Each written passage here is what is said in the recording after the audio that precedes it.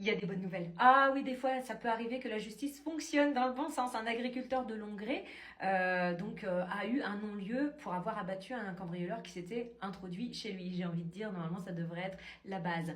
En fait, ce qui s'est passé, ça s'est passé en 2022. Cet homme a surpris 4 hommes, dont un Serbe, celui qui a perdu la vie, en train d'essayer de fracturer son domicile. Et en fait, ce monsieur a eu extrêmement peur pour sa fille, sachant que les mecs, visiblement, ils n'avaient pas l'air d'avoir envie de quitter le domicile. Donc il a tiré à juste titre. Et donc il faut savoir que la personne qui a été battue, il était déjà très connu, sous plusieurs identités, etc. Recherché, il avait un mandat européen aux fesses. Voilà. Hein. Donc bon, bah ça s'est fini à long gré pour lui. Voilà. Voilà. Et donc, enfin, 2 ans après, l'agriculteur a obtenu un non-lieu.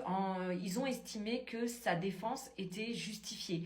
Ce qui paraît logique en fait. Moi j'ai envie de dire, on devrait avoir le droit de pouvoir se défendre. Mais il a quand même vécu 2 ans d'enfer où en gros il savait pas trop s'il allait finir en prison. Donc à la suite de ça, il a été évidemment inculpé pour meurtre, mais laissé en liberté sous contrôle judiciaire.